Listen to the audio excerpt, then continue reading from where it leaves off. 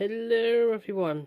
So this is a quick handheld quick video because I was putting back together this old French style clock and I kind of realized that the way this dial is mounted is a bit special, and I've never shown it before in a video.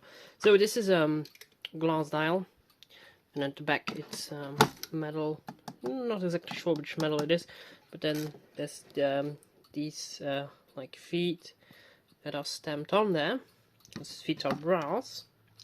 Basically, the way the glass part and the metal part are joined is by those rings that are around the holes for the two winding holes and the watch hands.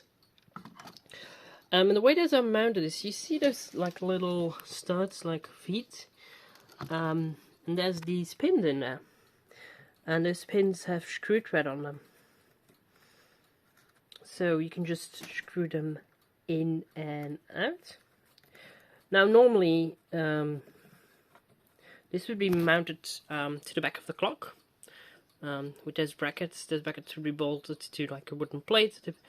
So in order to access to get the movement out, you would be reaching around the front and then unscrewing those. So basically, if you would be taking it apart, you would just see them like this, unscrew them all three, and you can take the plate off.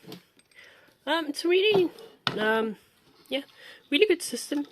You tend to only see it on all the French clocks, but yeah, it's much better than conical pins and such, like you would see here. But sometimes used to hold a dial. So yeah, how I don't even know how they are called, but they're a bit like thumb screws, something like that, a really long thumb screws. That's how you could describe them. So yeah, that was this quick video. Hope to see you in the next one, which will probably be a long video. Bye.